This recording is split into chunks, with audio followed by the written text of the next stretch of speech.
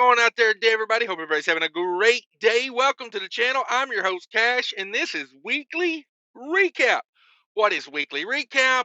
This is where we go over my week of operating this semi-truck that I'm setting in, 2016 Cascadia, for 1 week of owner operating. I am leased to an 80-20 split carrier. I do not talk about the carrier.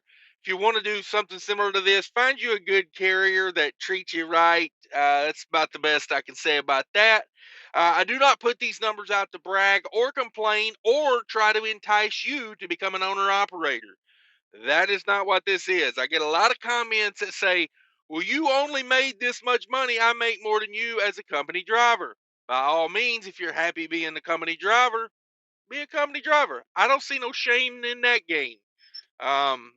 Trucking's a hard life. Make a lot of money. That's all I can say. So let's get down to it. Let's talk weekly recap. So I'm from Minnesota. I like to go Minnesota out and back. Now, if you watched the last weekly recap, I took a load that had a $1.15 freight in there to reposition myself. If before you leave a comment on that, go watch the other video, get the explanation on why I did that. But if you see these numbers, see, this is what that set up, repositioning myself, okay? Now, also, I had a comment on last week's video where someone said, yeah, but you ran all those miles, and now you've got to take a 34-hour restart. And now you've lost you lost out on a week. And number one, I'll explain this. A 34-hour restart does not cost you a whole week. It costs you 1 day, okay? Because you was already going to take a 10-hour break, or I was, or whoever was, and then you stack another 24 on that. You lost a day. But here's the thing: I did not take a 34-hour restart in between these 2 weeks. A lots of times I don't do that because I manage my clock very well. I don't like to go over if here's some simple third grade math for you people if you don't know it. If you average 8.5 hours every day, you can work forever at 8.5 hours a day. Yeah, yeah. Look it up in a directory because it's fact. Okay. Now let's talk about uh, these numbers. And oh yeah, I want to clarify that too. I did not take a 34-hour restart in between this. I went straight from one delivery, even though that delivery um, was in Mississippi. I don't like taking 34s on the road, so I just went and grabbed another load and went with it. Okay. So let's talk about it. And that's why this week is kind of light because I did have to, work on the recaps. But for me, I'd rather work on the recaps when I'm out on the road than to take a 34 at, some random truck stop or rest area. I do my damnedest to get home when I'm needing a reset. And that's just how I do it. All right. So I started out actually down in Mississippi last week. I like to go Minnesota out and back, but last week I did 3 loads. I did an out, a back, and another out to Mississippi. And that's where we pick up on this week. Boy, that was a lot to say nothing, let me tell you. All right, so we started out in Mississippi. I deadheaded up to Tennessee to get a load, 108 miles of deadhead to get out of Mississippi. I was in the Memphis area, so I just went on up into Tennessee, got me a load. That load was coming up to Iowa, Tennessee to Iowa. And this is kind of a piece together week because, I just try to get back to Minnesota. And with freight volumes being as low as they are right now, sometimes I have trouble getting back to Minnesota. Okay. And so I have trouble, with like breaking loads down and getting back to Minnesota. But sometimes you got to do what you got to do. I take the partials to get me to a different area. It's freight. You know how it is. You got to make it work. And I will give you this: the people who I work with, they are awesome. They are awesome, and they got connections. And for everybody that says, "Oh, why do you give up 20% to be leased onto a carrier?" Let me tell you why. Let me tell you why. And my logic, here's why. Number one, I don't pay for a trailer. So that saves me some, out of that 20%, I would have had to buy a trailer anyway. So I get to use newer trailers than I could buy. So that's about 10% of the money goes to a trailer. So really I'm leasing on for about 10% here. And to me, the connections they have, Oh, they're so good. And I don't sit and search the load board all day. You know what I mean? They call me with what they know I want, and it works. So they called, said, hey, you want to go to Tennessee, get this load we got? And I was like, yeah, I'll go get that. It was negative 10 degrees, 42,000 pounds. It was 108 empty miles, 569 loaded miles, 677 total. And that was going the long way around. I could have shortened this load down, but I'm not so much about cutting through the woods on Everload. You know what I mean? Sometimes I just want to take the easy way, and that's what I did. So it was more miles.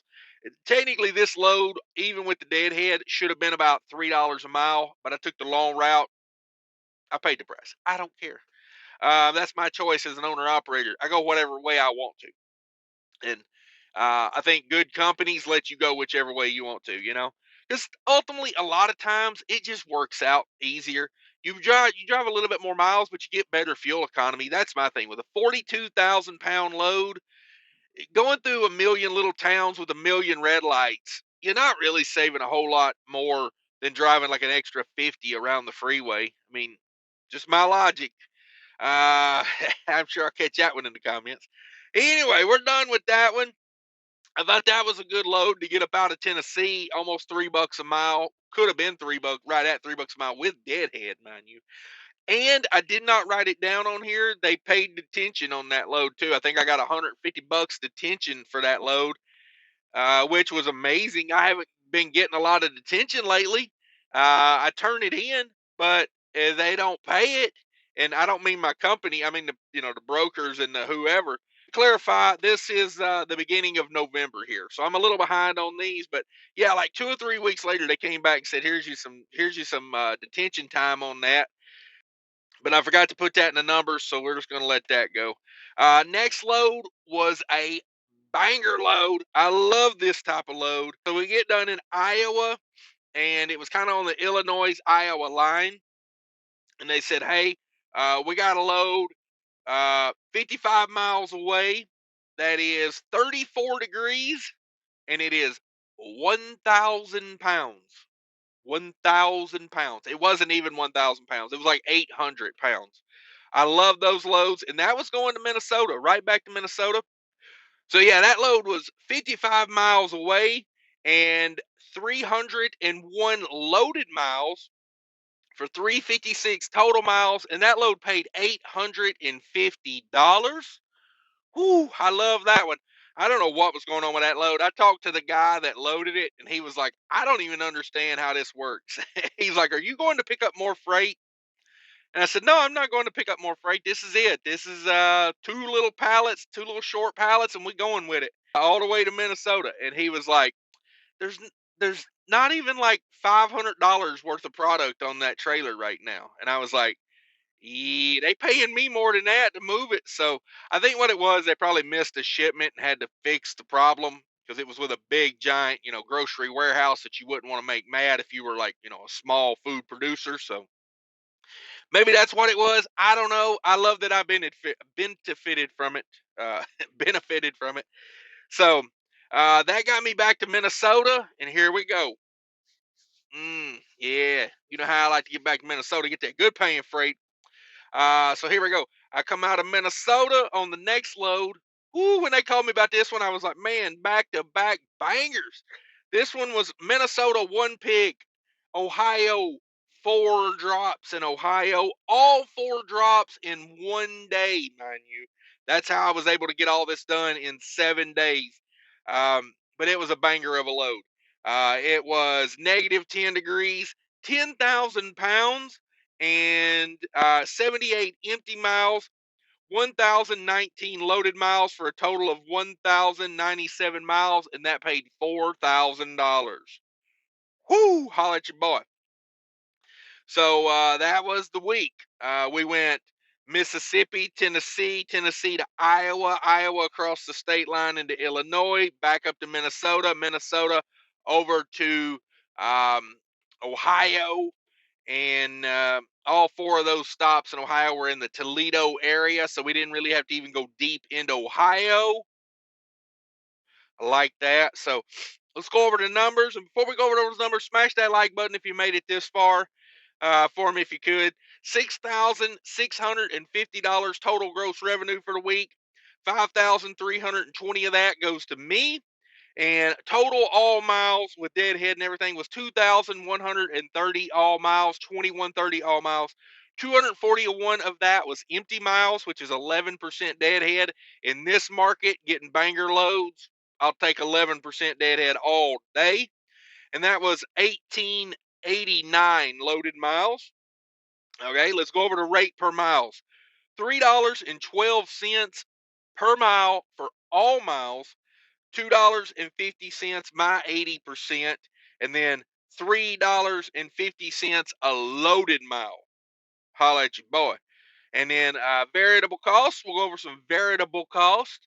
$12.30 on diesel. Now I didn't need that much diesel to get back, but I caught that deal in Ohio at Sheets, so we took it.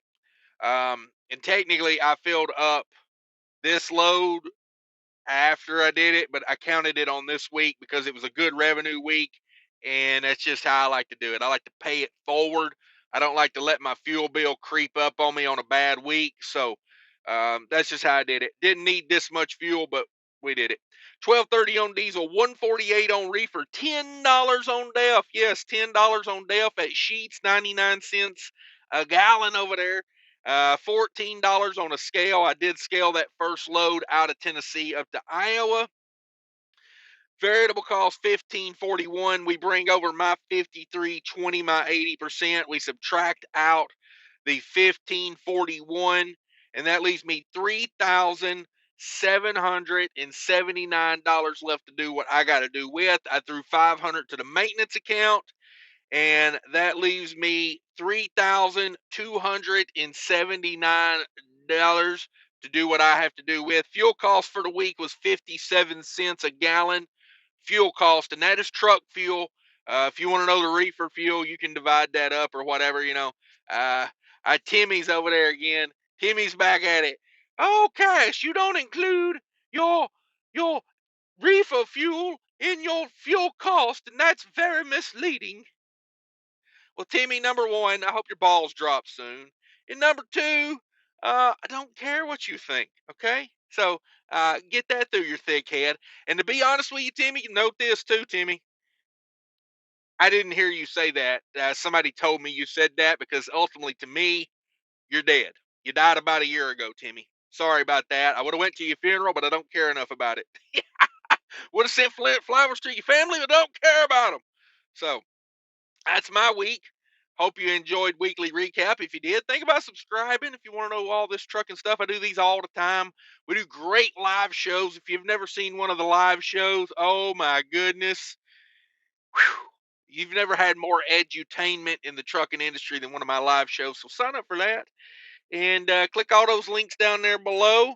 Have a great day, everyone. Well, I mean, hell, have whatever kind of day you want. I ain't trying to tell you what to do. Hi, I want to talk to you real quick about the ES Advantage card. Do you need discounts at major truck stop chains? They got them. Do you need discount on shop rates at TA and Love's? They got them. Tire discounts.